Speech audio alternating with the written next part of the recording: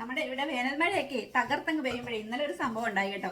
ഞാൻ ഇന്നലെ ഷോപ്പിൽ നിന്ന് വരുമ്പോൾ വരണ വഴിക്ക് ചീര കണ്ട്. അപ്പോൾ ചീര നമ്മുടെ വീക്ക്നെസ് ആയതുകൊണ്ട് വണ്ടി അങ്ങ് ചവിട്ടി നിർത്തി അങ്ങ് ഇറങ്ങി ചെന്നപ്പോഴത്തേക്ക് അപ്പുറത്തേക്ക് ഒരു ചേച്ചി കക്കാർച്ചി കൊണ്ടിരിക്കണം. അപ്പോൾ മഴ വരുവാ മോളെ, ഇതും കൂടെ ഉള്ളൂ, ഇതും ആയിട്ട് ഞാൻ വീട്ടിൽ കൊണ്ടുപോകണ്ടേ എന്നൊക്കെ ചേച്ചി പറഞ്ഞപ്പോഴേ എനിക്ക് പാവം തോന്നിയേ.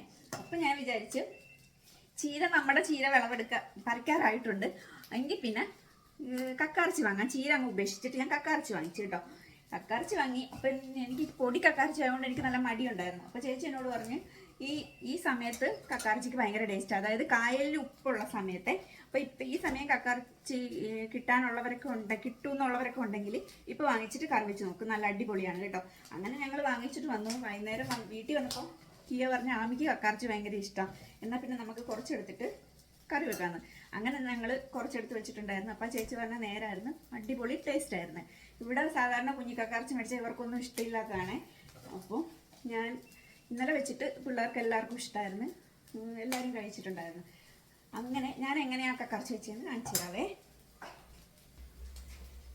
സാധാരണ ഞാൻ സവോള ഇഞ്ചി പച്ചമുളകൊക്കെ ആദ്യം അങ്ങ് വഴറ്റിയിട്ട് പിന്നെ കക്കറച്ചി ചേർത്ത് കൊടുക്കുകയാണ് ചെയ്യാറുള്ളത്. പക്ഷേ ഇന്നെനിക്ക് മടി കാരണവും സമയമില്ലാത്തതും കൊണ്ടും ഞാൻ എല്ലാം കൂടെ ഒരുമിച്ചിട്ട് അങ്ങോട്ട് മിക്സ് ചെയ്ത് വെക്കുക ചെയ്തിട്ടുണ്ടായിരുന്നേ.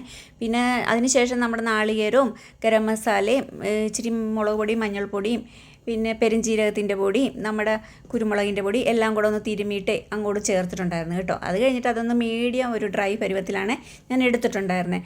ഒരുപാട് ഡ്രൈ ആകണേക്കാട്ടിലും ഇവിടെ ഇഷ്ടം ഇങ്ങനെ ഒരു മീഡിയം പരുവത്തിലാണ് കേട്ടോ.